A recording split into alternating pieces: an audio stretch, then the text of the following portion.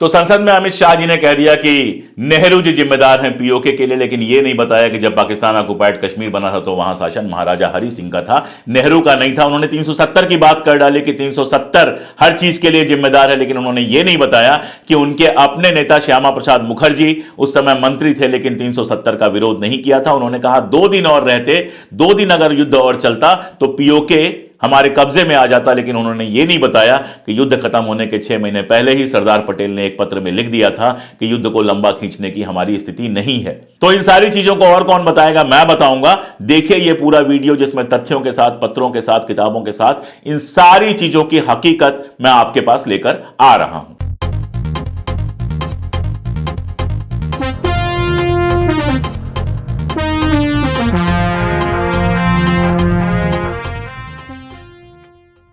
नमस्कार। कश्मीर एक ऐसा मसला है जिसको लेकर संसद से लेकर बाहर तक भारतीय जनता पार्टी, उसके नेता और बाकी लोग लगातार बोलते रहते हैं और हर बार नेहरू जी उनको जरूर याद आते हैं। कल संसद में बोलते हुए अमित शाह जी ने कई सारी बातें की, जिसमें सबसे महत्वपूर्ण बात यह थी जो आज के अखबारों ने अपनी हेडलाइन भी बनाई कि पीओके के लिए जवाहरलाल नेहरू जिम्मेदार हैं। मैं तो बार बार कहता हूं कि जवाहरलाल नेहरू की जगह उनको जिम्मेदार नेहरू जी कह देना चाहिए। एक बार उनका नाम जिम्मेदार नेहरू रख दो और मुक्ति पा जाओ। तो कहा यह गया कि पीओके पाकिस्तान के कब्जे में है, इसके लिए सिर्फ और सिर्फ जवाहरलाल नेहरू जिम्मेदार हैं। 2 दिन लड़ाई और चलती तो वो पूरा का पूरा इलाका हमारे कब्जे में आ जाता। यह दावा किया अमित शाह जी, देश के जो गृह मंत्री हैं, उन्होंने संसद के अंदर दावा किया। और मुझे शर्म यह आती है, सीरियसली कह रहा हूं, मुझे शर्म यह आती है कि इस दावे का जवाब जो पंडित नेहरू की पार्टी है उस पार्टी से नहीं आया। न संसद के अंदर न संसद के बाहर किसी ने खड़े होकर किताबें नहीं पलटी, किसी ने किताबों के पन्ने नहीं दिखा दिए कि देखिए अमित शाह जी जो आप कह रहे हैं वो सही नहीं है। और मुझे इस बात की भी शर्म है कि इस देश में एक से बड़े एक इतिहासकार हैं, सेक्युलर लोग हैं, किसी का कोई जवाब अभी तक मुझे सुनाई नहीं दिया है। ले दे के फारूक अब्दुल्ला साहब ने निकलते हुए एक बात कही जो बहुत सारे लोगों ने शेयर की, उसके अलावा किसी का भी जवाब यहां तक नहीं पहुंचा है। और यह मेरे लिए शर्म, दुख, हर चीज का बायस है। जो लोग मुझे रेगुलर देखते हैं शायद जानते होंगे कि कश्मीर पर मैंने काफी काम किया है। 2 किताबें हैं मेरी, कश्मीर नामा, कश्मीर और कश्मीरी पंडित। तकरीबन 5-7 साल मैंने कश्मीर पर रिसर्च करके ये किताबें लिखी हैं। और ये रिसर्च करते हुए मेरे पास बहुत सारे फैक्ट्स हैं, बहुत सारे तथ्य हैं, बहुत सारी किताबें, बहुत सारे पेपर्स हैं जिनके सहारे मैंने अपना इतिहास लिखा है। आज इस वीडियो में मैं आपसे बात करूंगा उन तथ्यों के बारे में, उन सारी चीजों के बारे में, और जरा जांच करेंगे हम कि अमित शाह साहब जो कह रहे हैं वो कितना सही है, कितना गलत है। सबसे पहले तो देख लें पीओके है क्या। आप सब जानते हैं कि कश्मीर का वो हिस्सा जिस पर हम अपना दावा जताते हैं, जिस पर हम कहते हैं कि वो हमारा है, और लीगली वो हमारा है भी, क्योंकि जम्मू और कश्मीर के राजा ने हमारे साथ सिग्नेचर जब किया था तो ये सारा का सारा इलाका जम्मू और कश्मीर का हिस्सा था। हमारे साथ विलय पत्र पर उन्होंने सिग्नेचर किया था और उस समय ये पूरा का पूरा इलाका उनका हिस्सा था। दरअसल गिलगिट और बाल्टिस्तान भी उस जमाने में कश्मीर का हिस्सा था। और ये सारा कुछ अगर पाकिस्तान के कब्जे में है तो उसको पीओके कहना बिल्कुल सही होगा।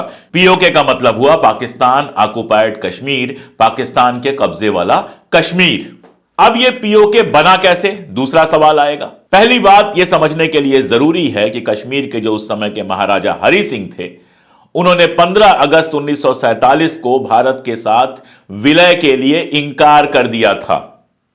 जानने वाले जानते हैं कि 1846 में इनके जो परदादा थे गुलाब सिंह जी, उन्होंने 75 लाख रुपयों के बदले जम्मू कश्मीर, लेह लद्दाख, गिलगिट बाल्टिस्तान, पुंछ राजौरी, ये पूरा इलाका अंग्रेजों से हासिल किया था।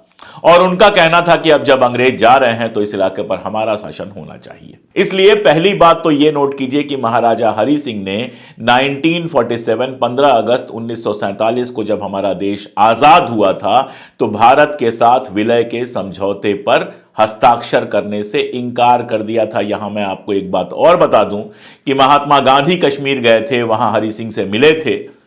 उसके पहले माउंटबेटन खुद कश्मीर गए थे और महाराजा हरि सिंह से मिलने की कोशिश की थी ताकि वो जान सके कि महाराजा हरि सिंह क्या चाहते हैं। लेकिन पेट दर्द का बहाना बनाकर काफी देर तक वो मिले ही नहीं माउंटबेटन से। और उन्होंने ये कहा कि मैं कश्मीर को न पाकिस्तान में मिलाना चाहता हूं न हिंदुस्तान में मिलाना चाहता हूं।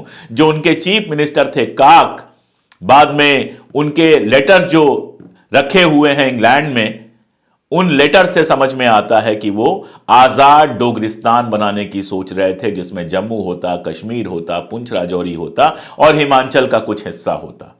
तो नंबर एक बात मैंने ये बताई, हरि सिंह से कोई यह सवाल नहीं पूछता है कि आखिर 15 अगस्त 1947 को वो हिंदुस्तान के साथ क्यों नहीं मिले। और सिर्फ इतना ही नहीं है, जो उस समय आरएसएस का संगठन काम करता था जम्मू में, प्रजा सभा, वो भी हरि सिंह के साथ था और वो ऐसे लोगों को देशद्रोही कह रहा था जो हिंदुस्तान के साथ मिलना चाहते थे, जैसे कि बलराजपुरी या शेख अब्दुल्ला जैसे लोग।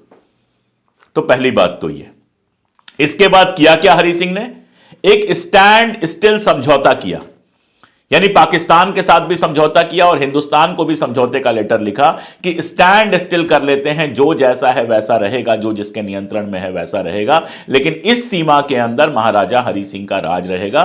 पाकिस्तान ने स्टैंड स्टिल समझौता कर लिया। भारत की नीति यह थी कि या तो हमसे विलय करो या अलग रहो, हम स्टैंड स्टिल समझौता नहीं करेंगे।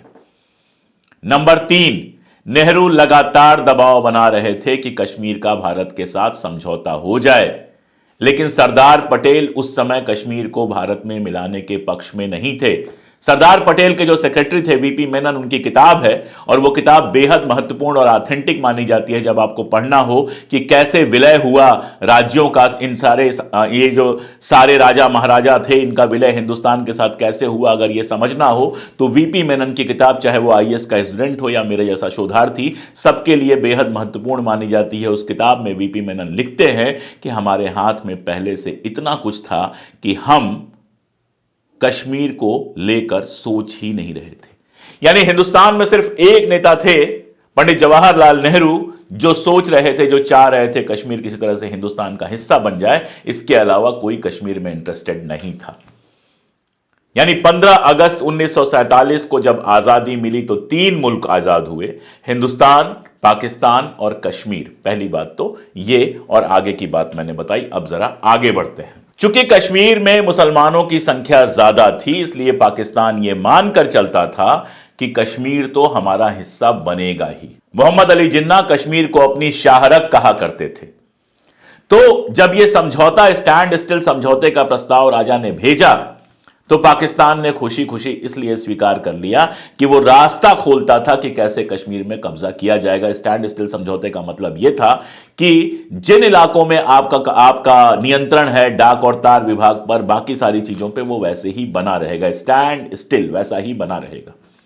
तो डाक तार और बाकी सारी चीजों पर पाकिस्तान का नियंत्रण बना रहा। इस चीज को याद रखिए।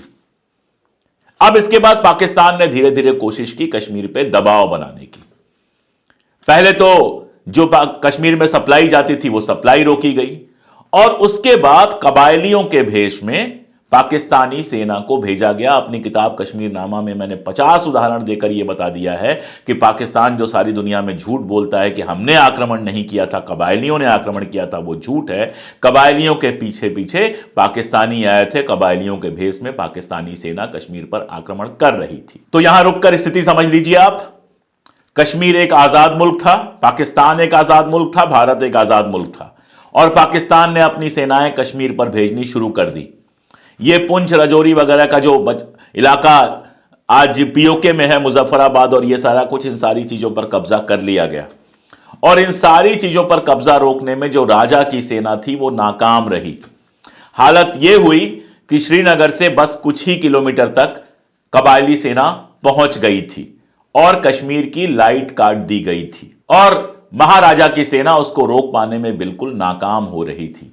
गाजर मूली की तरह उनको काटते हुए कबायलियों की सेना बढ़ रही थी। तब जाकर राजा ने कहा कि अब तो हिंदुस्तान की सहायता के बिना हम कश्मीर को नहीं बचा पाएंगे, और भारत सरकार को कहा कि हमारी सैन्य सहायता करें। उस समय नेहरू ने कहा कि अगर हमसे सेना की सहायता चाहिए तो पहले हमारे देश का हिस्सा बनिए। जब आप हमारे देश का हिस्सा बनेंगे तभी जाकर हम आपकी सहायता कर सकेंगे। आनन फानन में विलय पत्र पर सिग्नेचर हुआ और भारत की सेना गई।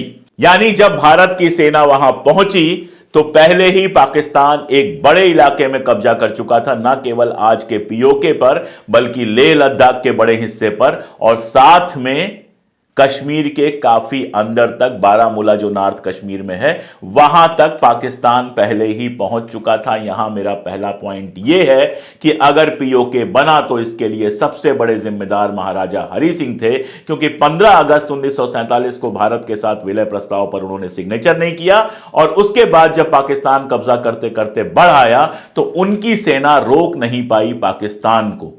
फर्ज कीजिए 15 अगस्त 1947 को भारत के साथ कश्मीर का विलय हो गया होता, तो उसी समय सारी की सारी जो हमारी सेना है वो सीमाओं पर लग गई होती, और जब सीमाओं पर लग गई होती हमारी सेना तो पाकिस्तान आक्रमण कर ही नहीं पाता, पहले ही उसको रोक दिया गया होता। लेकिन महाराजा की आजाद रहने की जिद के कारण पाकिस्तान को यह मौका मिला कि वो सीमाओं में घुस आया और वहां पर कब्जा कर लिया। मेरा पहला निष्कर्ष यह है कि पीओके बना इसके लिए सिर्फ और सिर्फ जम्मू के महाराजा, जम्मू और कश्मीर के तत्कालीन महाराजा हरि सिंह जिम्मेदार हैं। आगे की कहानी के लिए मैं सैकड़ों किताबें ले सकता था, लेकिन मैंने वो किताब ली जिस पर अमित शाह जी भी कोई सवाल उठाना नहीं चाहेंगे, क्योंकि सरदार पटेल से वो लोग बहुत प्रेम दिखाते हैं। सरदार पटेल के जितने पत्राचार हैं, जो पत्र उनको लिखे गए और उन्होंने जिन पत्रों का जवाब दिया, वो सारे के सारे 10 खंडों में संकलित हैं। दुर्गादास जी ने उनका संपादन किया है और वो सारे के सारे संकलित हैं 10 खंडों में। अहमदाबाद की नवजीवन प्रेस ने छापा है, और आपको मेहनत करने की जरूरत इसलिए नहीं है क्योंकि उसका जो पहला ही खंड है वो कश्मीर के मुतल्लिक है। तो इस खंड के पेज नंबर 144 पर जो लेटर नंबर 111 है, ये जो पन्ना आप देख रहे हैं उसमें जो ऊपर संख्या लिखी हुई है, जितने पन्ने आएंगे इसमें जो ऊपर संख्या लिखी हुई है लेटर के ठीक ऊपर, वो पत्र क्रमांक है, पत्रों की संख्या है, और सबसे नीचे पेज नंबर लिखा हुआ है। तो पेज नंबर 144 पर पत्र संख्या 111 गोपाल स्वामी ने लिखा है सरदार पटेल को। यह पत्र मैं इसलिए पढ़ रहा हूं कि महाराजा के पूरे व्यवहार के बारे में आपको इससे समझ में आ जाएगा, और इसमें नेहरू कहीं शामिल नहीं है। गोपाल स्वामी अयंगर हैं, जो सरदार पटेल के बेहद करीबी थे, और वो लिख रहे हैं सरदार पटेल को। जो लिख रहे हैं वो आप सुनिए। इसके पॉइंट 2 में वो लिखते हैं, I can not proceed further with this foolish man, not having any power for putting pressure on him. I thought I could persuade him, but I have not succeeded. यानी वो कह रहे हैं कि ये मूर्ख आदमी, यानी महाराजा को वो मूर्ख व्यक्ति कह रहे हैं, इस मूर्ख व्यक्ति के साथ मैं डील नहीं कर सकता हूं। डेट याद रखिएगा, 30 दिसंबर 1947, 30 दिसंबर 1947, यानी पाकिस्तान के आक्रमण से पहले जब महाराजा को यह समझाया जा रहा था, समझाने की कोशिश की जा रही थी, तो उनके व्यवहार पर टिप्पणी करते हुए गोपाल स्वामी अयंगर लिखते हैं कि चूंकि मेरे पास कोई अधिकार नहीं है, चूंकि मेरे पास वो पावर नहीं है कि मैं महाराजा के साथ जबरदस्ती कर सकूं, तो इस मूर्ख आदमी को समझाना मेरे बस में नहीं है। आप सोचिए गोपाल स्वामी अयंगर क्यों कह रहे होंगे महाराजा को मूर्ख आदमी। इसका दूसरा पॉइंट है, it is for you to take the matter up now and solve the inconvenient and gracious riddle that the maharaja has created for himself and that he expects us to solve for his benefit. यानी वो कहते हैं कि ये जो समस्या है, कबायली आक्रमण की जो समस्या है, जिसमें राजा ने खुद को उलझा लिया है और अब हमसे उम्मीद कर रहे हैं कि उसको सुलझाया जाए, इसके बारे में अब आप ही कुछ कर सकते हैं। यानी गोपाल स्वामी अयंगर बहुत क्लियरली मेरी बात जो मैंने आपसे कही कि कश्मीर समस्या के लिए, कबायली आक्रमण के लिए, पीओके बनने के लिए महाराजा हरि सिंह जिम्मेदार हैं, इस बात की तायीद करते हुए कह रहे हैं कि महाराजा ने खुद अपने आप को एक पहेली में उलझा लिया है, अपनी समस्याओं में उलझा लिया है, और अब हमसे उम्मीद कर रहे हैं कि इस पहेली को सुलझाया जाए। तो पहला पॉइंट मैंने आपके पास बिल्कुल क्लियर किया कि पीओके कोई पंडित नेहरू या सरदार पटेल के जमाने में नहीं बना था। पीओके बना था जब वहां महाराजा हरि सिंह का शासन था, जिन्होंने भारत के साथ विलय से इंकार कर दिया था। पीओके इसलिए बना था क्योंकि महाराजा हरि सिंह ने भारत के साथ विलय से इंकार कर दिया, और जब विलय से इंकार कर दिया, सरदार पटेल और बाकी लोगों ने बहुत इंटरेस्ट लिया नहीं, तो वहां की सीमाओं पर भारतीय सेना नहीं भेजी जा सकी, और जब भारतीय सेना नहीं भेजी जा सकी तो पाकिस्तान ने बड़े आराम से कब्जा कर लिया, क्योंकि महाराजा की सेना में यह ताकत नहीं थी कि वो पाकिस्तान की सेना को रोक पाए। अब आता है दूसरा पॉइंट कि अगर ये सेनाएं आ ही गई थी पाकिस्तान की, मान लो घुसी गई थी, तो इनको वापस क्यों नहीं खदेड़ा जा सका। जो अमित शाह जी कह रहे हैं कि 2 दिन युद्ध और चलता तो पीओके नहीं होता। पहली बात तो मैं आपको बता दूं कि गिलगिट बाल्टिस्तान का जहां तक सवाल है, तो वहां गिलगिट स्काउट बनाई थी अंग्रेजों ने, जिसकी तनख्वाह तो देते थे महाराजा हरि सिंह, लेकिन जो शासन चलाता था अंग्रेजों के कहने पर। तो ज्यों ही देश आजाद हुआ और भारत में विलय के लिए महाराजा हरि सिंह अभी तैयार नहीं थे, आजाद रहना चाहते थे, वहां का जो अधिकारी था सबसे बड़ा, उस अधिकारी ने बड़े आराम से पाकिस्तान को वो इलाका सौंप दिया। वो ब्रिटिश अधिकारी था जिसको बाद में पाकिस्तान ने अपना सर्वोच्च सम्मान भी दिया। तो गिलगिट बाल्टिस्तान तो तभी चला गया था। रहा सवाल इस इलाके का, यह इलाका कोई प्लेन इलाका नहीं था। पाकिस्तान हाइट वाली पोजीशन था। आपको कारगिल की याद दिलाऊंगा, उस समय तक तो हमारी सेना बेहद मजबूत हो चुकी थी, लेकिन कारगिल में भी चूंकि पाकिस्तान हाइट्स वाली पोजीशन को कैप्चर कर चुका था, इसलिए हमारे ढेरों नौजवान ऑफिसर्स मारे गए थे कारगिल में। बहुत सारी शहादत देने के बाद हम कारगिल पर दोबारा कब्जा कर पाए थे। कारण सिर्फ इतना था कि पाकिस्तान ऊंची हाइट पे था। 1947-48 में तो हमारी हालत यह थी कि आर्मी बिल्कुल नई नहीं थी। उस इलाके की जो आर्मी थी वो ज्यादातर पाकिस्तान में जा चुकी थी। हमारे पास संसाधन नहीं थे और ऊंचे इलाकों पर पहले से पाकिस्तान ने कब्जा कर लिया था। यह हकीकत वाली स्थिति थी। हमारी सेना जब वहां गई थी, आप सुन के आश्चर्य करेंगे, एयरफोर्स के पास अपनी जहाजें नहीं थी कि वहां सेना को भेज सके। डकोटा विमान चलता था जो पैसेंजर होता था, यात्री विमान होता था जिसमें हम आप यात्रा करते हैं, उसमें भेजा गया था हमारी सेना को। और जब सेना हमारी वहां पहुंची तो वहां पे लाइट नहीं थी। मैंने आपको बताया कि जो पाकिस्तानी हमलावर थे उन्होंने लाइट काट दी थी कश्मीर की, और महाराजा साहब वहां से अपना सारा साजो सामान लेकर चंपत हो गए थे, जम्मू चले आए थे। इस पर भी मैं बात करूंगा। महाराजा साहब जो हैं हरि सिंह जी, वो श्रीनगर में थे ही नहीं जब हमारी सेना श्रीनगर में लड़ाई लड़ रही थी। हुआ क्या था, जब डकोटा विमान पहुंचा तो शेख अब्दुल्ला बख्शी, गुलाम मोहम्मद और बाकी सारे जो उनके साथी थे, सबने टार्च की ढेर सारी लाइट जलाई। जितने टार्च थे वहां पे जलाए गए और उस रोशनी में हमारा पहला विमान वहां पर उतरा था। आप हमारे संसाधनों की स्थिति समझ सकते हैं। शेख अब्दुल्ला ने उस समय एक मिलिशिया बनाई थी, पीपल्स मिलिशिया, जिसमें हिंदू मुस्लिम सारे लोग शामिल थे। और इस पीपल्स मिलिशिया में महिलाओं का भी एक अलग से विमेन कॉर्प्स था। इस तस्वीर में आप देखिए कि नेहरू जी गए थे वहां पर और इस विमेन कॉर्प्स की सलामी ली थी। तो ये जो पीपल्स मिलिशिया थी, जो जनता की मिलिशिया थी, वो सेना के साथ कंधे से कंधा मिलाकर सहयोग कर रही थी और पाकिस्तानियों से लड़ रही थी। और हमारी सेना ने वहां पर अपनी पूरी ताकत, पूरी वीरता दिखाते हुए कम से कम घाटी के इलाकों को खाली कराया और लेह लद्दाख जैसी ऊंची जगह पर ठंड आने से पहले कब्जा कर लिया।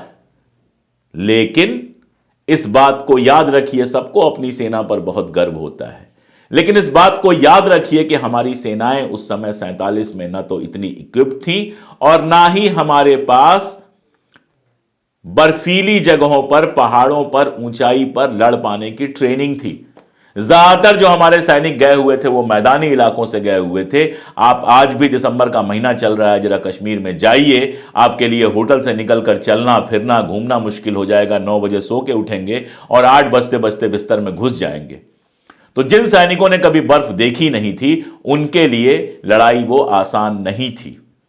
हमारी आर्थिक स्थिति क्या थी, इसके लिए मैं सीधे इसी किताब से सरदार पटेल का, उसी गोपाल स्वामी अयंगर को 4 जून 1948 को लिखा हुआ एक पत्र स्क्रीन पर लगा देता हूं। इस पत्र का यह हिस्सा आप पढ़ लीजिए, जिसमें वो बता रहे हैं और बहुत साफ बता रहे हैं कि हमारी सेनाओं की स्थिति भी कोई बहुत अच्छी नहीं है। हम अपने संसाधनों का मैक्सिमम प्रयोग कर चुके हैं और मैं नहीं समझ पा रहा हूं कि आखिर हम कितने दिन तक इस युद्ध को खींच पाने में कामयाब होंगे।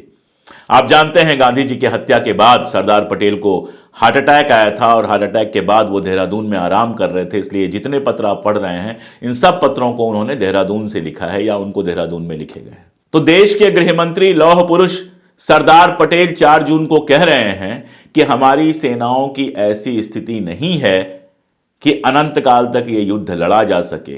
हमारे आर्थिक संसाधन पूरी तरह से खत्म हो चुके हैं और मैं नहीं जानता कि कितने दिन इस युद्ध को और खींचा जा सकता है। यह बात है 4 जून 1948 की, 4 जून 1948 की। युद्ध इसके 6 महीने बाद तक कैसे खींचा गया होगा, कैसे लड़ा गया होगा, इसकी आप सिर्फ कल्पना कर सकते हैं। और युद्ध विराम दिसंबर में किया गया, क्यों किया गया इसकी भी आप कल्पना कर सकते हैं कि दिसंबर के बाद वहां तेज बर्फबारी शुरू हो जाती है, भयानक ठंड हो जाती है और उसमें युद्ध को खींचे जाने का कोई अर्थ नहीं था। भारत के लिए जीतना आसान नहीं होता। आप एक और पत्र पढ़ सकते हैं जिसमें सरदार पटेल राजा हरि सिंह की सेनाओं पर टिप्पणी करते हैं कि ये सिर्फ नुकसान पहुंचाने के अलावा कुछ नहीं कर रही हैं। बार बार इसमें वी शंकर ने, गोपाल स्वामी अयंगर ने और खुद सरदार पटेल ने यह कहा है कि महाराजा अगर श्रीनगर में होते तो शायद थोड़ा और असर पड़ता, वो खुद भाग के तो जम्मू में बैठ गए हैं। यानी महाराजा हरि सिंह, कश्मीर और जम्मू के महाराजा हरि सिंह जब वो युद्ध चल रहा था तो सुरक्षित जगह जम्मू में जाके बैठे हुए थे, खुद तो वहां पे गए भी नहीं थे।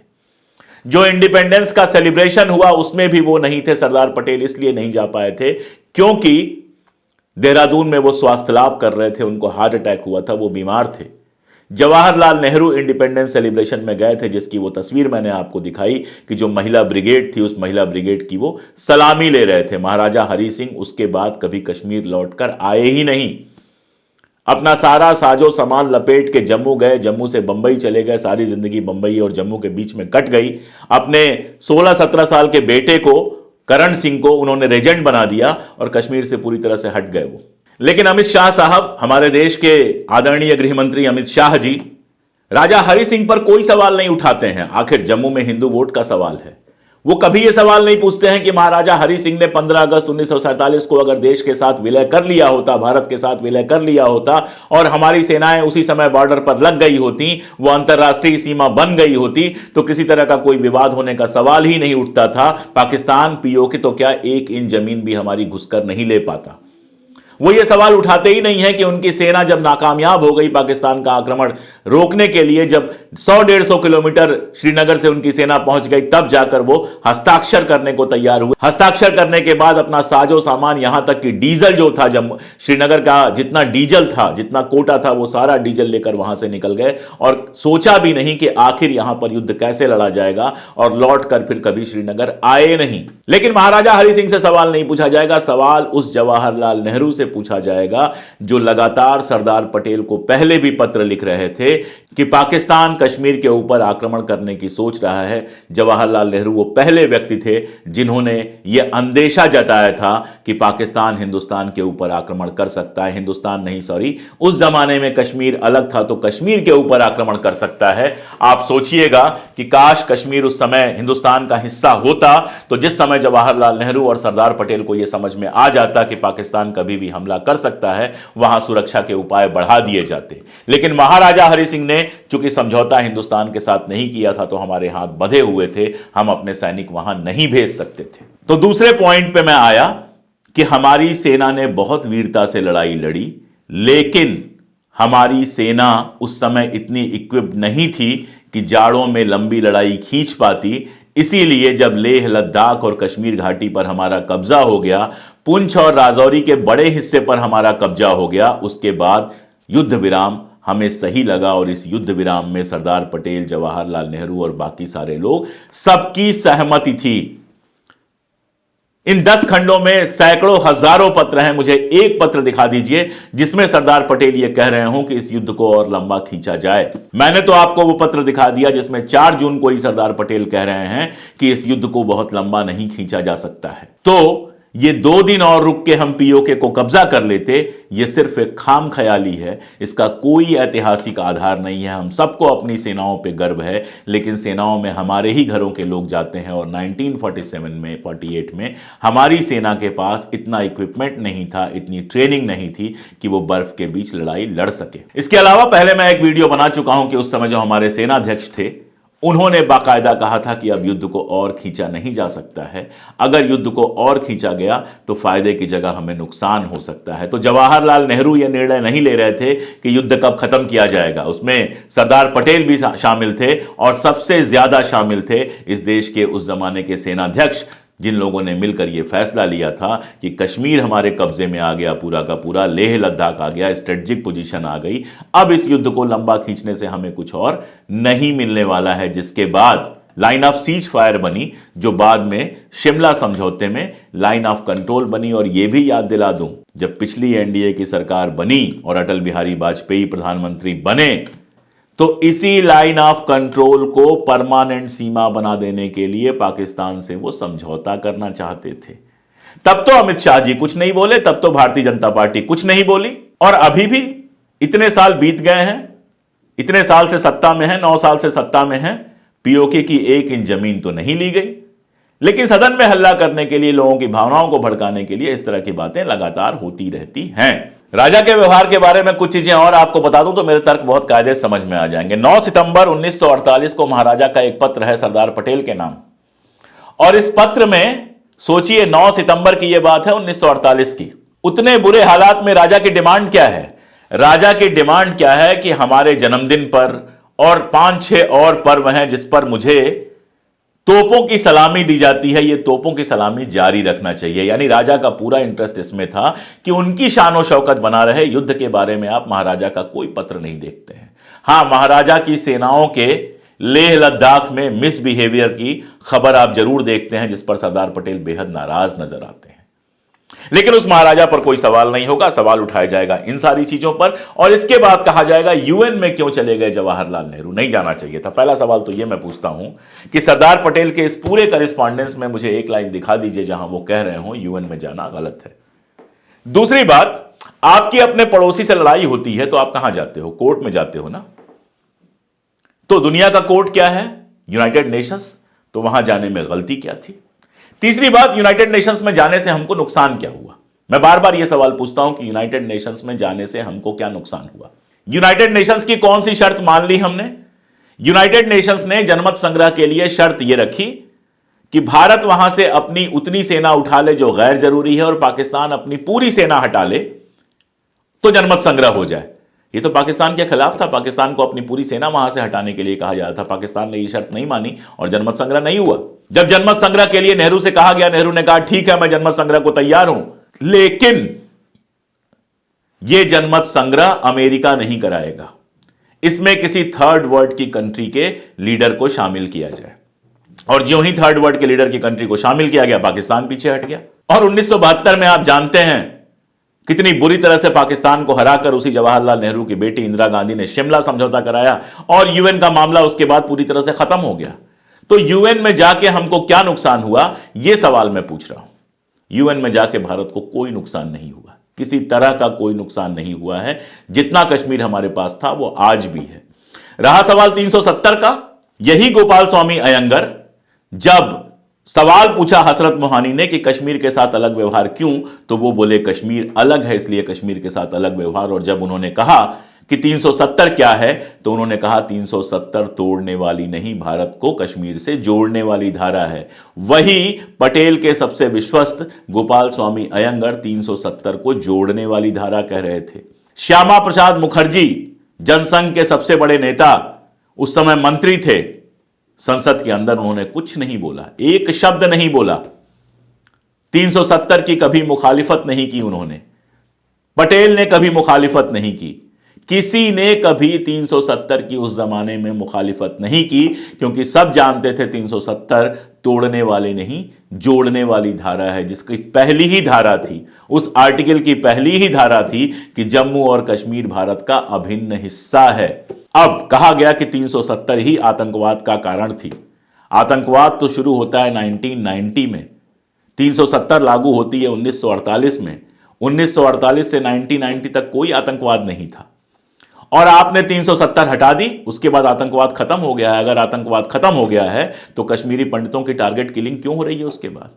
अगर आतंकवाद खत्म हो गया है तो कश्मीरी पंडित, प्रधानमंत्री मनमोहन सिंह ने जो उनके लिए घर बनवाए थे जिसमें वो शांति से रहते थे, वो छोड़कर, अपनी नौकरियां छोड़कर वहां पर, वो भी नौकरियां प्रधानमंत्री मनमोहन सिंह के समय जो विशेष पैकेज दिया गया था उस पैकेज से मिली थी, वो नौकरियां छोड़कर कश्मीर से लौटना क्यों चाहते हैं? अगर आतंकवाद खत्म हो गया है तो अभी हमारे कई सैनिक कैसे मार दिए गए? तो अगर 370 आतंकवाद का कारण था, अब तो 370 को हटाए 4 साल हो गया, आप ना तो वहां पे चुनाव करा पा रहे हैं, ना वहां आतंकवाद को नियंत्रण कर पा रहे हैं, तो फिर 370 कैसे जिम्मेदार है उसके लिए? क्या था 370 में? 370 के रहते ही तो हमारी सेना वहां पर गई थी। 370 के रहते ही तो AFSPA वहां पर लागू हुआ था। यह सारा कुछ तो 370 के रहते ही हुआ था। अब क्या बदल गया है? यही बदल गया है ना कि आप कश्मीर में इलेक्शन नहीं करा रहे हैं। आप बार बार कह रहे हैं कश्मीर में इलेक्शन कराया जाएगा, लेकिन कश्मीर में इलेक्शन इसलिए नहीं करा पा रहे हैं कि आपको यह लग रहा है कि आज अगर कश्मीर में इलेक्शन हुआ तो आप चुनाव हार जाएंगे, क्योंकि लेह में आप चुनाव हार चुके हैं। आप डर रहे हैं इस बात से कि आप चुनाव हार जाएंगे। इसके पहले जो स्थानीय निकायों के चुनाव हुए उसमें आप हार चुके हैं कश्मीर के अंदर। बाकी 370 से क्या बदला? 370 हटा के आपने राष्ट्रपति शासन ही तो वहां लगाया हुआ है। तो वो तो 370 के रहते भी कई बार वहां पर राष्ट्रपति शासन लग चुका है। ऐसा नया क्या हो गया 370 को हटके? 370 हटने से पहले भी पर्यटक वहां जाते थे, अब भी पर्यटक जाते हैं। 370 के पहले भी लोग जमीन नहीं खरीद सकते थे, अब भी बाहर का आदमी जाके वहां जमीन नहीं खरीद सकता है। क्या बदल गया 370 से? कितना इंडस्ट्रियलाइजेशन हो गया और कितना आतंकवाद कंट्रोल में आ गया, यह सरकार को बताना चाहिए। तो ये सारी बातें थी जो मुझे आपके साथ शेयर करनी थी। ये सारी बातें थी जो मुझे आपको बतानी थी। इतिहास से, सरदार पटेल के अपने पत्रों से ये सारी चीजें मैंने आपको बताई। जो लोग डिटेल में सुनना चाहते हैं वो मेरी किताब खरीद के पढ़ सकते हैं। मैंने बहुत विस्तार में दिया है। मेरी किताब में 400 के आसपास किताबों के उद्धरण हैं, ढेर सारे पेपर्स के उद्धरण हैं। आप बड़े आराम से उसको पढ़ सकते हैं। जिन लोगों को लगता है कि यहां पर जो मैंने लेटर्स दे दिए हैं वही काफी हैं, वो उन लेटर्स को ढूंढ के पढ़ सकते हैं और कम से कम अपने दोस्तों तक ये बात पहुंचा सकते हैं, ताकि सच, अब मेरे पास तो वो पावर है नहीं कि मैं संसद में बोलूं, मैं प्रेस कॉन्फ्रेंस भी नहीं कर सकता, तो मेरे पास तो सोशल मीडिया है और आप लोग हैं जिनसे मैं बात कर सकता हूं। मैंने बात की और अगर आपको लगता है कि मैं सच बोल रहा हूं तो इस वीडियो को दूर तक पहुंचाने में मेरी मदद कीजिए। सब्सक्राइब कर लीजिए चैनल को, वीडियो को शेयर कीजिए अपने मित्रों के साथ, वीडियो को लाइक तो जरूर कर दीजिए। और अगर आप चाहते हैं कि इसी तरह हमेशा कैमरे और सत्ता की आंख में आंख डालकर मैं सच बोल सकूं, तो और भी जो मदद के ऑप्शंस हैं, आप डायरेक्टली, आप पहला जो हमारा पिन कमेंट है उसको खोल के देखेंगे तो आप डायरेक्टली मुझे मदद कर सकते हैं। आप हमारे चैनल के मेंबर बन सकते हैं और सुपर थैंक्स का ऑप्शन तो है ही। तो आज के लिए इतना ही। आगे इस तरह के मुद्दों पर और बात होगी। बहुत शुक्रिया।